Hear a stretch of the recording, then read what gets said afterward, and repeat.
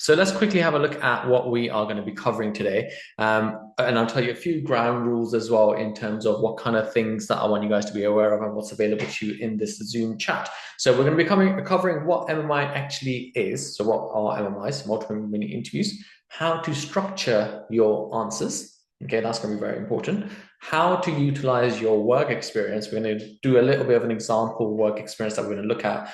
Some of you guys may have seen that video before through other events, but we're going to look at that as well. And then finally, how to secure an offer. Now, that's the bit that most of you guys are going to get really, really excited about. So that's what we're going to be doing. Now, Zoom, I've got over 260 of you already, 700 plus people signed up for this event. So I'm going to expect more and more to come in as we start heading into the workshop, but we're already close to 300. So that is insane. So first of all, thank you for taking time out of your very busy days to come on today. I love doing these kind of events because that's what the Medical Life is all about. There's a chat box available to you guys, but you can only speak to me. I'm not going to be paying too much attention to that unless there's any emergency. So for example, if my audio cuts out, you can tell me about it in the chat box. Or if you can't hear something, or if there's any other problems that the video is laggy or something like that, you can tell me that. Q&A we're going to cover at the end. So for the next 45 minutes or so, we'll talk about MMIs. Then we'll touch up on the MMI courses that the Medical Life runs, which sell out pretty quickly. There's only a few spaces left. We'll talk about that at the end. And then we'll do a 10-minute Q&A, and then we'll aim to finish around 8 p.m. Okay, which is all exciting stuff. Now, 2024 so far has been a pretty awesome year. It's the 5th year Medical Life's been doing this thing. I've been personally helping medical and dental students with their applications for almost a decade now. But for the last 5 years, I've been doing it as a founder of the Medical Life, and it's just been growing. And I've been having such a good time meeting you guys in the events like, for example, the Work Experience Workshop, which we hosted live in London at Queen Mary University of London, which is my university. We've held multiple medical and dental school admissions workshops as well since then. Personal statement workshop we hosted back in August as well, and then multiple UCAT courses, which helped hopefully a lot of you guys smash your UCATs. And now we're going to be going towards multiple mini interviews. Now, this is what's coming up. So multiple mini interviews, better known as MMIs for most of you guys. Now, I set myself a little threshold, is as soon as we cross 300 people, which we've already done, I want to get an idea as to who I am talking to. So I'm going to do a very short quiz up on here on your screens. You're going to see in a second. Right, so about 75% people here are for medicine, 25%, 23%, just a bit lower than that now that the new statistics have updated. For dentistry, that's amazing. I didn't expect so many people applying for dentistry on here today. Well, welcome. Although I'm going to be giving you a lot of examples of medical experience, dentistry, the application process is pretty much the same, so you can always apply that there. We've got a variety of UCAT scorers, so about 35% below the 2600 cutoff mark, and then over, well, if I'm counting correctly, about 60% of you guys, just a bit over 60%, got 2600 and above, okay, which is great. You've used multiple resources in terms of applying your UCAT as well, and then going on to seeing if you've attended Medical Life events. 73% of you guys have never attended a Medical Life event before. Well, welcome. We're going to do some amazing, amazing stuff, and then variety of things that you guys found out about this event from. And then, do you have an interview yet? 38% of you haven't got one yet. Okay, that's totally fine. Honestly, interviews stretch until spring. So if you haven't received one yet, don't worry. I can see majority, about third of the interviews are happening in mid to late December, and then some in January as well, which is great. And then we've got a whole variety of how people would like to prepare. It's good to know that over 200 of you guys would want to prepare with a course because you've come to the right place. And I'll tell you guys about that shortly. But yeah, thank you very much for answering that. That helps me a lot in figuring out who I'm talking to and so on. So now let's get back to the MMI workshop, okay? Here's a list of all the medical schools in the UK, and this is how many of them are going to be doing MMIs, right? Don't worry about looking for your universities that you've applied for. I'm sure you guys already know by this point whether they're doing MMIs or not. You can always find that information at the university's webpage for medicine or dentistry. Here's a list of dental schools that are in the UK, and here's how many of them do MMIs. So chances are you guys are going to have an MMI, a multiple mini interview. So that's what we're going to refer to it from now on. So let me tell you a little bit about what they are, because most likely you've never gone to one before. There may be a few gap year students here who may have some experience from last year, but majority of you guys probably have never gone to an MMI before. And the idea of it may seem a bit daunting to you and a bit scary. This is a picture I've just pulled off Google. You may not always get a room like this, or you may not get, the university may not hold in this way. What usually happens is that university has a big hall and they just get screens and they divide into little stations and cubicles. This is how my OSCEs were, which are the clinical exams at university. Anyway, you're most likely going to get 8 to 12 stations. Okay, obviously some universities may do a bit fewer, some universities may do a few more, but the average for most universities is somewhere between 8 and 12. We host our interview courses, which have 10 to 12 stations. Most of the time, they're between 5 to 7 minutes. Okay, now in this picture, what you can see is everyone is stood outside of their station, which is probably what's going to happen for you as well. And you most likely, again, most universities do this, they'll give you a prompt as to what to expect from this station. Now, this is very important, okay? You get an idea as to what's going to happen, and then you go into your station, and then you'll have 5 to 7 minutes to answer a set of questions. Now, that might be just one question, that might be multiple questions, you don't know, and therefore, it's very important to structure your answers appropriately, which is something we're going to talk about. So one, you don't keep rambling on, and two, you can fill that space and that time with the most important things. Now, what everyone is doing is they're having a reading time, which most universities will also give you. So they'll give you either 1 or 2 minutes at the beginning, okay? But this is not included in the time that you have to answer your station, just to read. So is this station about my motivation? Is this station going to be a role play? If so, there's going to be lots of details in there, which you should read very carefully as to what it is that's happened and what you're about to do in your role play station. Okay, this to me, I always say this to my students, is the most crucial time that for your interview. Okay, because this is when you can, in your head, think about the structure. How are you going to structure your answer? What kind of points you want to talk about? Okay, and how are you going to signpost as well? This is something that we'll talk about later, how to signpost. Little things like that make you stand out so much more than everyone else who is also applying for medical or dental school. Okay, so very, very important. And one thing I want you guys to understand is you may have to sit in silence if you finish early. So don't be intimidated by the fact that, oh my God, you finished early in the station. The whole station is 5 minutes. You've already finished in 2. Now you're just going to sit there awkwardly in silence for the next 3 minutes. That's fine. Because if you think about how MMIs work, your station might just be a very simple question. Like, let's say why medicine? You're not going to ramble on for 5 minutes. I hope you don't, because then you're just going off on tangents. So your why medicine answer most likely is going to finish very quickly, or why dentistry finish very quickly within 2-3 minutes maybe.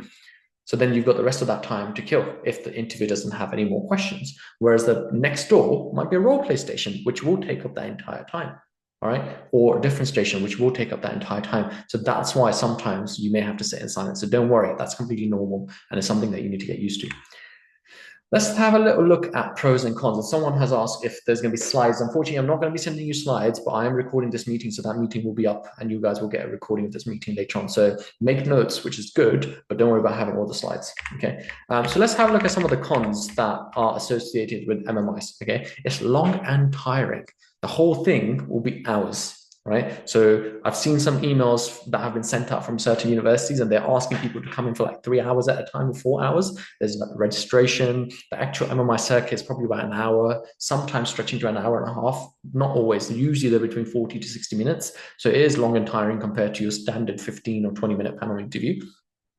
There's not enough time at each station to build rapport. Now, because you're moving so quickly, and in an MMI, you're probably going to see 10 different examiners or actors and so on. And some of your examiners or interviewers might actually be students as well. So in those instances, what may happen is you feel like there's not enough time for you to build rapport and get to know the interviewer. It doesn't mean you don't try. You still approach them with confidence, with big smiles, looking excited and happy and so on. Can you guys still hear me? Just type a yes into the chat box if you can hear me, because someone said they can't. Cool. Okay, awesome. Don't worry. You can stop because it's going with the yeses. Okay. Interviewers don't know you, so they've not read your personal statements. So don't assume that they have read your personal statement. So if you want to talk about something that you think is going to be useful for your answer, add that in, because they've not read your personal statement. They don't know any of the cool stuff that you've done. So definitely bring that in. And then finally, you can't lead your interviewers. So they have a list of questions that they have to ask you. You can't like drop in something about your work experience and hope that they ask you about it, because they probably won't if it's not on their list. So if you want to talk about something specific from your work experience or your extracurricular stuff, do it. Don't think that they're going to do that, because in a panel interview, it is a bit easier to talk about something cool. Just drop it in there, and then they're like, "Oh, actually, tell me more about that." But they won't do that in your MMIs. So just be aware of those things. It's not all bad though, because there are some pros as well. The good thing about it is everyone can have a bad station, one or two bad stations. That's completely normal. And what the good thing about that is you can have a reset after each station. So say you come out of a role play, no role play seems like it went well. Okay, they're designed to make you feel like they went really badly. Okay, so you come out of a role play station and then just try and forget about it. Be like, you know what, what's done is done. Let me go to the next few stations and absolutely smash those as well. So that's what you want to do. So resetting after each station is very important. And it's something that I want all of you guys to do is don't let it linger in your head and keep replaying the questions from the previous station. That next 1 minute has already started. So you need to read the next prompt, start thinking about what you're going to talk about, and then getting ready for it. It's really fair. So all of you guys here, if you were to go to one MMI in the morning session, for example, right, you will all get the same questions. And then obviously the afternoon session or the next day or something like that might be different questions. But in that circuit that you have, all of you will get the same questions. And I think that's quite fair. Whereas in a panel interview, let's say you've done a project about cardiology and your interview is a cardiologist and they just like you for that reason. That's quite biased, I think. And this is what universities realized, that some interviewers were just generally really nice and some interviewers were mean. And that also created bias. Whereas here, because you're seeing so many different interviewers, they're all scoring you accordingly, then the average score from all those score sheets gets put together and then you get chosen for your medical or dental school place, right? So that's why it's more fair. And there's a variety of questions. So all of you guys will have your strengths, you'll have your weaknesses, and this is exactly what we try and explore at the MMI course. Guys, some of you guys are putting in questions into the chat box, and just to let you know, we're not doing Q&A yet, just because it's difficult for me to follow like 400 questions. They are going quite quickly as well. So we'll do proper Q&As at the end, and you guys will have the chance to ask me lots of questions as well, all right? This is if like emergencies, leave the chat box for that for now.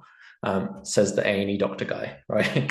Okay, so here are the 5 areas that I want you guys to think about now. Over the last few weeks, some of you guys may have been watching some of my TikToks or my Instagram reels on these things, but obviously today is meant to be a lot more detailed. We're going to talk a bit more with a few examples and so on. So first one, interpersonal and communication skills.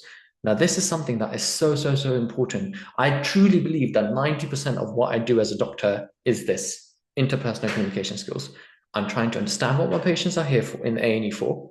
I'm trying to, ask them the right questions, show them empathy, show them that they can trust me, right? Build that doctor-patient relationship, and then manage their condition and explain the treatment plan to them as well. And the science behind it is only about 10% because, I've done so many years of med school. So this is really, really important. Interpersonal communication skills. Now, there's so much more to it than those words.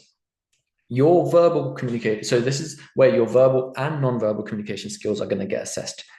You guys may not know this, but when you talk to someone, when you communicate with someone, only 7% or so studies have shown of the communication is done through words. It's what you're saying.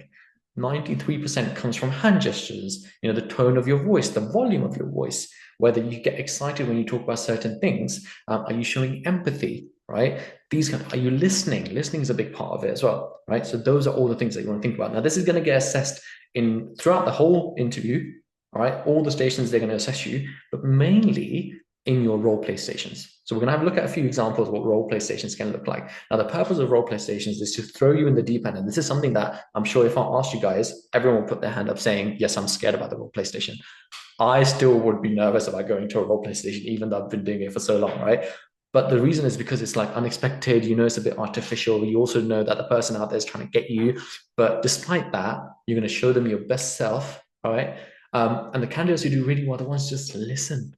They just listen to the person. So role play stations can be something like explaining a situation to someone, breaking bad news, which is the most common one, okay? Or you may have to deal with a difficult or angry patient for whatever reason. So let's have a look at an example of that, okay? An inconvenience for you. Inconvenience. I spent 2 hours driving here, and I've been waiting here for more than 2 hours, and now you're telling me, oh, this is a little bit of an inconvenience. And on top of that, the consultant sends a student to deal with me. How disrespectful and rude is that? So this is one of my friends, actually. He's a doctor in London and he's a great actor. So I get him in to come and do a lot of role plays. We've got lots more actors. So this is from an interview course a couple of weeks ago. And this student here said, there's clearly an inconvenience and they're apologizing for that inconvenience. And the actors are trained to pick up on little things and create a big deal out of it. So what the students done really well is actually they stayed quiet. They just let the actor talk. They just spoke. And He stayed calm. His prompt actually is if they interrupted him, he was going to lose it and go to another level, right? So you're trying to stay calm. You're trying to listen to what the patient's saying to you, whatever the situation is, and then take that and see what else you can do for them. So what you say and is very important, but also how you say it is also very important. And they'll tell you a lot of the times, I'll tell you as well, is, when you're breaking bad news, you shouldn't say the word or the phrase, I understand what you're going through, because this is what's going to happen. Understand? How can you understand how I feel? I'm very sorry that you feel this way. Is there anything that I can do to make you feel better? Right, so I'm going to stop it there, okay? I'm going to play this for you one more time because I want you to now think of what the candidate says back to him, okay? So, Understand? How can you understand how I feel? I'm very sorry that you feel this way. Is there anything that I can do to make you feel better? I'm really sorry that you feel this way. Isn't there anything I can do to make you feel better? The words, 7% of the communication, perfect, all right? That person's clearly done their homework, but it's the non-verbal communication skills. Does that sound genuine? I would say no, it doesn't, right? I'm really sorry you feel this way. Is there anything I can do to make you feel better? How about this? Hassan, I'm really sorry that you feel this way. Is there anything I can do to make you feel better? Right? Same words said in a different way. Lend closer to the camera, right? Get closer to the patient. Show them that this is what I mean by interpersonal communication skills. You're showing your empathy using the tone of your voice. The number of times I get students who just talk in a very monotonous voice and they just say everything in the same voice and it's just boring. If I spoke like this, half of you would leave before the session ended because you would just be bored. So talking about different things with different excitement, using your hand gestures, right? I'm really sorry that you feel this way. I would love to help you. Is there anything I can do to make you feel better? Right? Automatically, you sound like someone that, I want to trust. And this is exactly what medicine and dentistry is all about. So this is what they're assessing. You're never going to win. You're just doing that role play station once. Ihsan or other actors, these guys do it hundreds of times, right? In this season alone, Ihsan's done this station over 100 times, right? So he knows exactly what you're going to say and he knows how to get you. So that's not the purpose. The purpose is not to win. The purpose here is to work with your patient, come up with some solutions as to what you guys can do together. There's a really good acronym. Everyone write down ICE, I-C-E. Stands for ideas, concerns, and expectations. So whenever you're dealing with this kind of scenario where, the patient's upset or you're trying to get to know what the patient's there for or the actor or so on, what's their idea? Like what ideas do they have in their head? What's their concern? What are they concerned about? What's their expectations? What do they want you to do? Right? You bring that in there, you smashed it. Automatically, the interviewer is going to almost, you know what? Those of you who are actually confident to do it and look at the examiner. They'll probably smile because they're like, damn, this person knows what they're doing. Right? So this is why these kind of things, and this is exactly what we do at the course as well. I'll tell you guys little things like that, little snippets. Right. So that's interpersonal communication skills. I don't want to take too long on just these bits because there's other stuff that I want to cover as well. Number 2, teamwork and leadership. This is pretty much as it says on the tin. Okay. You guys, all of you, okay, over 400 now. Wow, that is amazing. Thank you so much for being here. Teamwork and leadership. All of you tonight, tomorrow, this weekend, come up with 3 examples. Rank them, your best, your second best, your third best example, where you worked in a team. Think about what is it that you did? What was it that you did? What did you learn from it? What mistakes were made? What did you do well? What did you do not so well? What did other people do well? What did other people do not so well? So think about these things. Come up with 3 top examples, okay? Same thing for leadership. Come up with 3 examples where you've led something. This can be a project. This can be, Duke of Edinburgh, expeditions, you're a captain of a football team or whatever, okay? Some of you guys might think like, oh, I don't have any examples. Just think. I'm sure you'll come up with some, all right? And if you really, really, really don't have any examples, think of, okay, when you worked in a team, how was your leader? Think of from their perspective, right? So teamwork and leadership, very important. But some people, what they do is they just tell me about it. They don't really reflect on it. Reflecting is very important. So what did you learn from that experience? I'm going to look at that in the work experience bit in a couple of slides' time.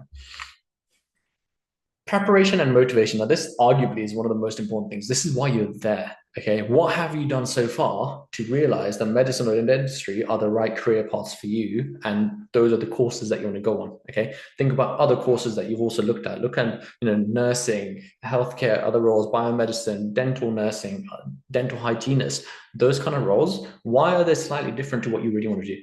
Okay, and what motivates you. So come up with, again, some good reasons for that. Make it genuine to you. Please don't tell me something that you read in a book that you bought off Amazon that everyone else bought as well. You've all read the same thing, okay? So this is what happens. We literally go to our interviews. We just see the same answer again and again. Like, clearly you've read the same thing. Everyone's reading the same thing, right?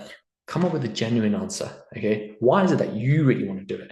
And if you don't know, well, think about it. Have a sit down. Think about why is it that you want to do medicine or dentistry, and just tell me those, because I'm going to enjoy listening to your honest answers rather than something you've read that you think you should tell me. So make it genuine to you. Critical thinking and problem solving, again, this is going to get tested with role play stations, okay, where you'll be thrown in, you'll be given a difficult situation. But I put out a reel about this yesterday, actually. So, or you may get asked a completely random question. And the whole purpose here is that we want to see how you deal with a situation that you don't know what to do about, okay? Or answer a question that you've got no clue how to answer. In those instances, just take a few seconds and be like, okay, if you really don't know what the interviewer is asking, you ask them to repeat the question. That's totally fine. If you still don't get it, ask them to rephrase the question. Okay. If it's a difficult situation, like for example, I'll give you an example. My little brother, I took him to his medical school interview quite a few years ago now. And one of the stations that he got was he got given lots of little bits and an instruction list, like an A4 paper, laminated, very long instruction list. And he had to put this puzzle together, and it was actually a plug socket, something like this, right? Like your charger socket, right? But all the bits were apart. So you had to put it together with the screwdrivers, screws, cables, wires, lots of things. So how would you do that? So that's got nothing to do with medicine or dentistry. Maybe dentistry, you could say, because manual dexterity, right? But it's got nothing to do with it, really. What they're seeing is, are you someone who thinks logically, or do you just start doing stuff without even reading the instructions? And the purpose here is not to finish. The purpose here is to do things properly with a structure. So that's very important. Okay, don't forget that. And then finally, ethical reasoning and integrity. Now, this is the one that you guys need to do some research about. So make sure you've read the GMC Good Medical Practice. Okay, we looked at that in the SJT section with the UCAT. So those of you who guys came to my UCAT course, you guys may remember that. We went through all 4 main domains. If you haven't done that, well, a bit of homework for you. Go do that again. Okay, GMC Good Medical Practice, or General Dental Council, GDC Good Dental Practice. Okay, that stuff is there. Look at the NHS core principles. And the most important thing are the 4 ethical pillars. So you've got autonomy, beneficence, non-maleficence, and justice. And then people may also talk about confidentiality. Then you've got other things like capacity as well, right? Gillick competence, Fraser rules, all of those things. We're not going to go through all of that today because you guys should do your own research on that. But this is where ethical reasoning and integrity comes in. If you get given an ethical problem that you're being asked about, okay, structure and signposting in these kind of stations is so important. So your typical question that you will always get, like 90% of the time, most universities go for it, is that you've got 2 patients. One's a young patient who's an alcoholic. One's an older person who has got cancer of the liver. Both of them need a liver. You've only got 1 liver. What are you going to do? Right? So signposting these kind of questions is so important, because then you can be like, tell the interviewer right at the beginning what your structure is. So even though you may not get to finish, the interviewer already knows that you know your stuff, right? So let's say we get given this question, be like, I appreciate that's quite a difficult task, and this is something a whole committee would do, but the things I would consider is actually the genetic matching of the liver. Who is the liver going to benefit the most in terms of quality adjusted life years? And then I would like to talk about the ethical pillars revolving around this decision. So, and then you go into answering your question.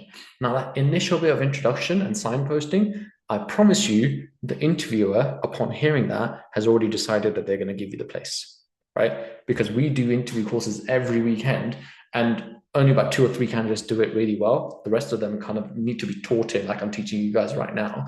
And when you get to that stage, you take it on a bigger scale with thousands of people who are being interviewed. You're going to be one of the few, you guys here today, one of the few who know these things, and therefore you're going to impress your interviewers with that stuff. Right. Let's go on to the next bit. So those are the 5 areas, okay?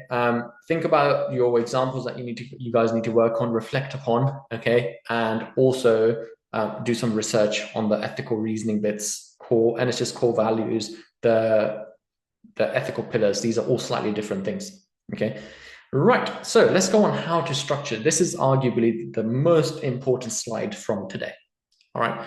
There's three very, very easy things. Now, I'm sure you guys have heard about spike and star with 2 R's and so on. You know what? When I was at your stage, I couldn't even remember like most of the time what those things stood for. Now, if I then put 2 doctors in a room and I tell you like, what does star stand for? I'm sure you're going to forget, right? So I've got something even easier for you.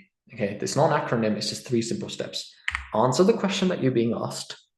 Give me an example and reflect it back to you. That's it. That's all I want you to do.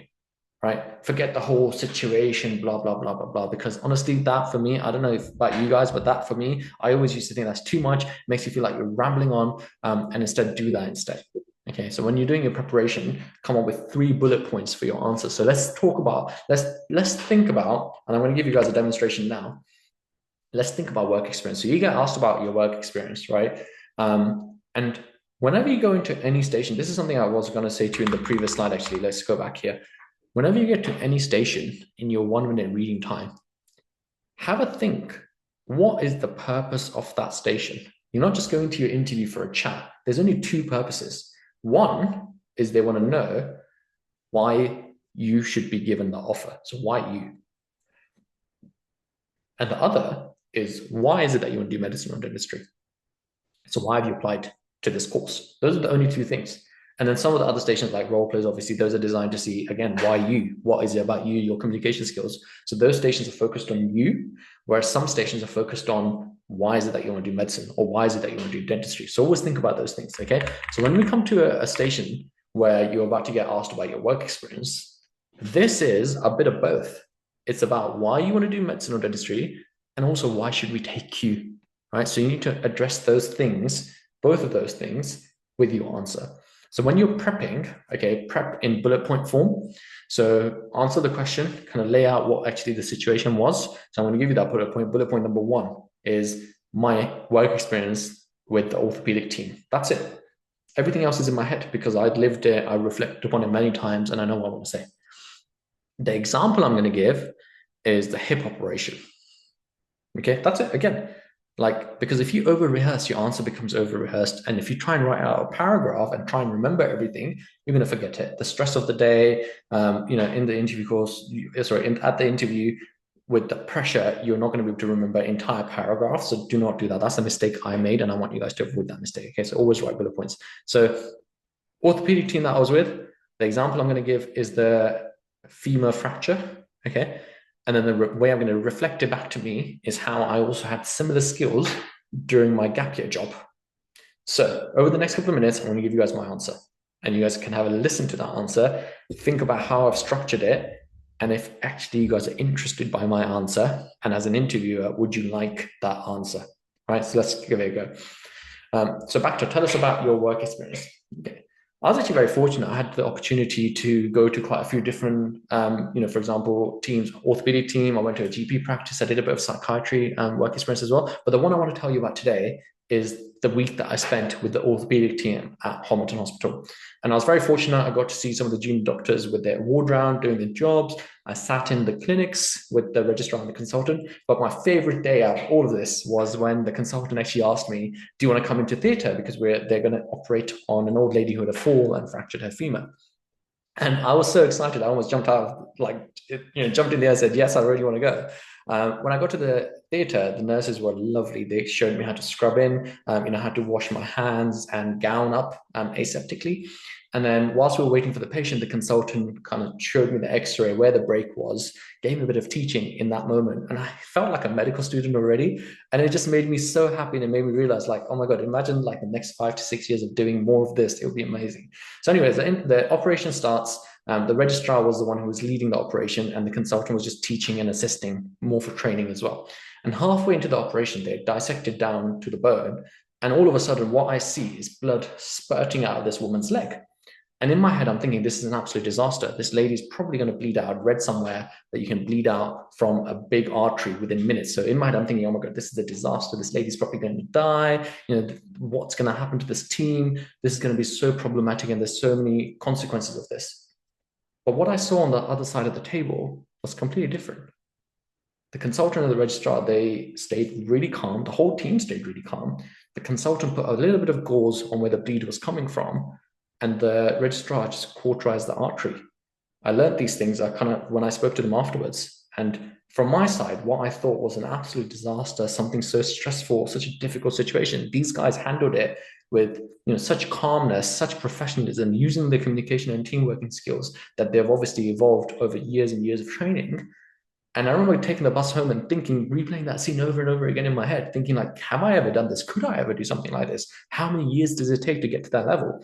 And it got me thinking that actually during my gap year, when I was working as a blood donor carer in a blood donation center, and my job would be to take people coming to donate blood through a questionnaire, make sure they're safe to donate, actually do the venipuncture. So, start taking their blood, make sure all the equipment's running fine, and then accompany them for the 5 to 10 minutes that it takes to donate a pint of blood. Make sure they're feeling fine throughout the whole time, and look out for signs of, if they're feeling unwell or anything like that. And I remember one of these days, there was this donor who came in. It was his first time donating. He was a bit nervous, naturally. And after the questionnaire and everything, I prepped the equipment. I did his venipuncture as well. Everything went smoothly. And halfway through, he just looked a bit pale to me. He looked a bit pale, had a little bit of sweat on his forehead. And I immediately went into training mode. Okay, I shouted for help. And in the time that the nurse walked over from the station towards me, and some of my colleagues also came, I'd already pressed the button to stop the machine. So no more blood was coming out of his arm. We had these chairs where you can press a button and the legs go up a little bit, so they tilt backwards. So more blood was already coming to his head and his heart. And I essentially prevented him from fainting. And by that point, the team came. If I needed more support, they were already there. So in my head, I'm thinking like, wow, I already have some of these skills that to stay calm under pressure. I communicated well, worked well within a team, and going to medical school, I'm only going to realize these skills, develop these skills further. And that work experience kind of showed me that why I want to do medicine, because I'm going to develop as a person, but also I already have some of the skills that I can build upon going forwards. And that's it. So about 3 minutes or so, 3 and a bit minutes.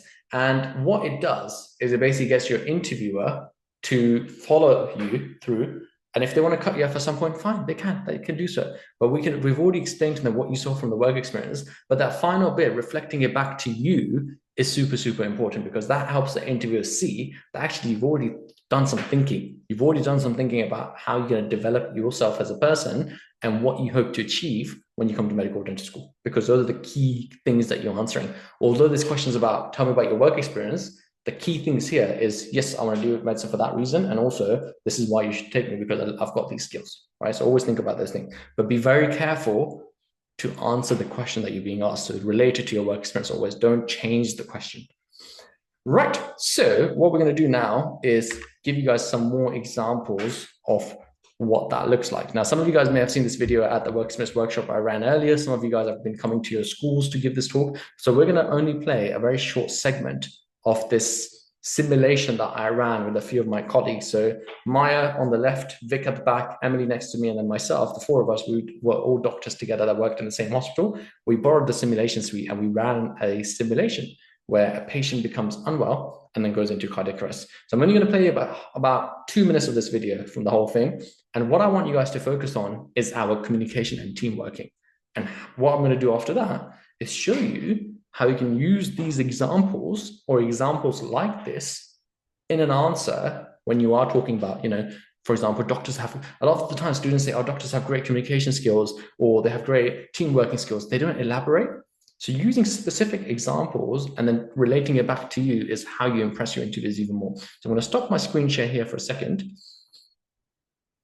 And what we're going to do is share a different screen. Right, so you guys should be able to hear that fine. And we've just hung those up, right. But he's getting a bit unwell, so let me just pause that for a second. And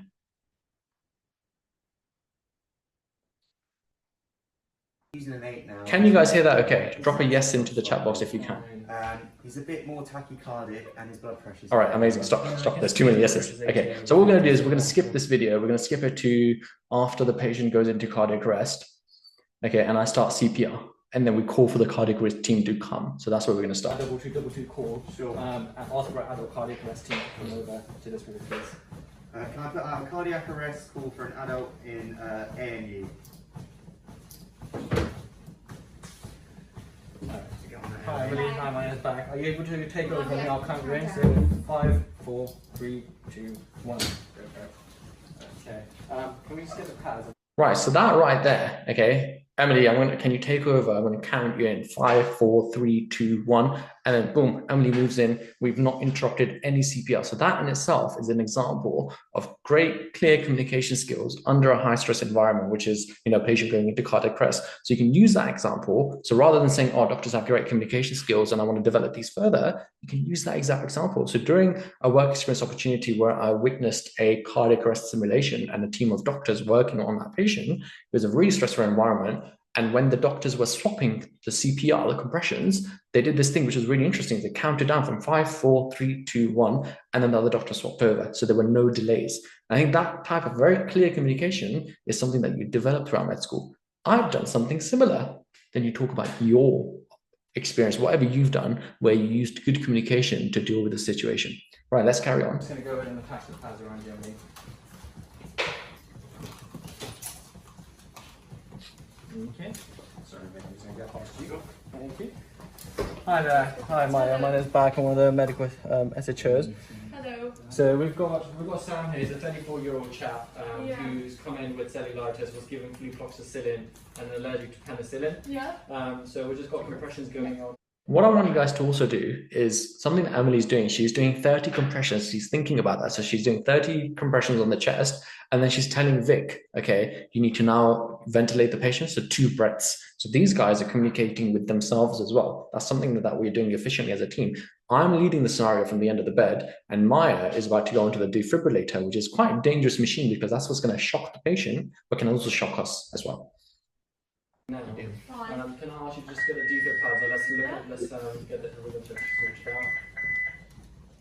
Okay. Okay, guys, we're going to do a rhythm check shortly. So Emily, can you stop the compressions, please? Let's have a look at the rhythm. That's via back on the chest, please. So we're just going to do 30 to 2, and can you guys swap so Emily doesn't get tired and whenever you're ready. Okay. And I'm going to hand it over to you, Maya, for the defib. It's a shockable rhythm, so we'll go ahead with the first shock, please. Sure. Okay. I'm gonna charge everybody except compressions away.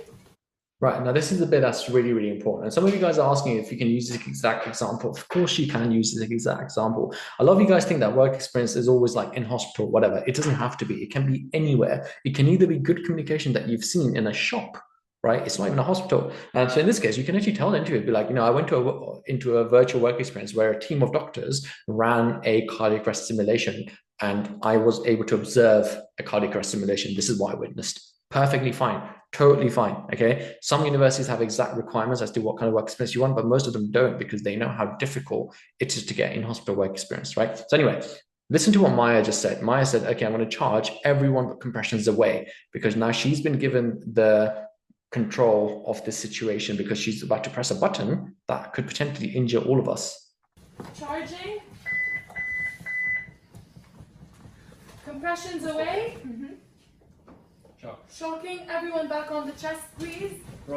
Right, so here we are. Okay, so that was really good, clear communication by Maya. She made sure that she explained what she was about to do. I'm about to charge everyone with compressions away. The point is that you don't have too much of a pause when you're artificially pumping the heart for the patient by doing compressions, right? What you may have also noticed is that these Emily and Vic, these 2 guys have already swapped because they had already communicated with each other after I told them that whenever you guys get tired, swap with each other and they're going to communicate together. And then Maya looked around to make sure everyone had moved away. She said, compressions away. Okay. So telling the exact person with their job when to move away. Okay. And then shocking the patient. Obviously, in this simulation, we didn't see the patient jump, but in reality, the patient would have a little jerk, which will tell everyone that the shock has been delivered, and then you return. Okay, so then we go back and then keep continuing. Now, we're going to stop this here because the purpose of this is trying to take examples from your work experience that you guys have witnessed into your interview and then answering those questions based on that. So again, whilst witnessing a cardiac arrest simulation, I witnessed that although it was a really stressful environment, the doctor who was dealing with the defibrillator was very clear with her communication. She told everyone, I'm about to charge. Okay, in a minute, we're going to step away from the patient. So she said, everyone but compressions away, and then told compressions person to stop as well and move away. Then shocked the patient and everyone returned back. So that was really clear communication skills from that doctor displayed in a high stress environment. I've done something similar. We got lost in our Duke of Edinburgh expedition, blah, blah, blah, blah, blah. make it genuine to you, make it unique to you, but that reflection is the bit that 95% of the students don't do. And therefore, when you do it, you show the interviewer that you already have some of these skills. It's going to help you stand out so much more. So that's the whole purpose. Right. So that essentially is how you can use your work experience in your answers. Now, the work experience bits that you're talking about doesn't have to apply to just the work experience answers. This is something that I tell students all the time, right? If your questions about what are some of the challenges of healthcare, bring in your work experience. Talk about what is it that you saw during your work experience. For example, in this one, patients can deteriorate and they can go into cardiac arrest or unfortunately pass away, right? That is going to have a massive toll on you as a doctor, right? In terms of how it's going to affect you. Use your work experience. What is it that you saw during your work experiences that showed itself to be a challenge that is something that you may struggle with? I always tell this to my students when they come onto the interview courses, like, what do you think you're going to struggle with the most as a doctor or as a dentist? Think about those, and then how would you overcome those challenges as well? So you can always use examples. So this is why the structure, answer the question, give an example, and reflect it all back to you is so important. All right. Right, guys. So that brings us very nicely towards what the Medic Life can do for you guys. So this winter, we're running lots of MMI courses. Every one that we've run so far has been sold out. And the next few are also sold out. So we've got a few spaces still left. Most of them probably won't be here by the time this session ends. But anyway, it's a one-day MMI course. We start at 9:45 in the morning and we go to about 4:30 in the late afternoon. It's led by doctors, dentists, medical and dental students. Okay, so all of our interviewers are handpicked. They've been extensively trained, and most of them actually sit on real university panels as well. We do 2 mock MMI circuits. So one in the morning, one in the afternoon. You'll get to do a whole one yourself, and you get to observe one, like some of those videos that we were watching earlier, where you can pick out those non-verbal cues. So the observing part is actually a crucial element of it. You'll get the chance to experience a whole circuit yourself and to observe one. So that's 2 circuits in total. And then you get over 2 hours of personalized feedback. And this is what that personalized feedback looks like. Are you someone who's got rehearsed answers, or are you someone who's actually thought about these things in a little bit more depth? Okay.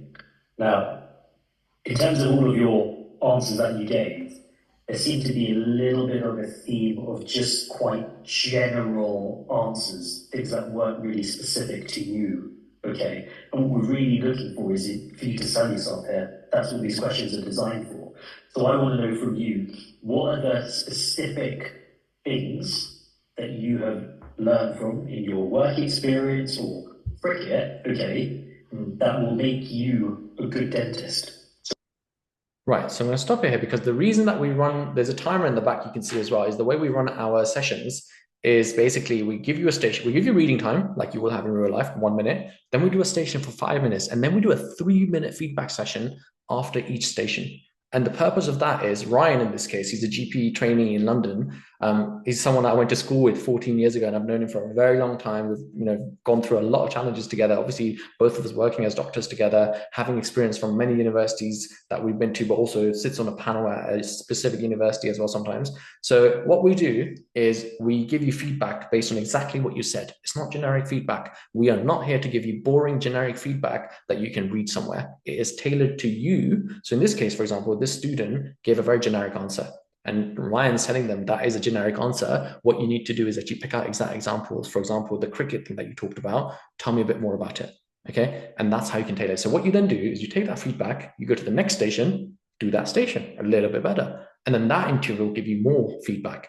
And then you go to the next station. So by the end of a circuit, which lasts for about 2 hours because there's so much feedback in it after each station, you are transformed. You are on another level, right? And then the afternoon session, you learn even more. So altogether, there's over 2 hours worth of feedback.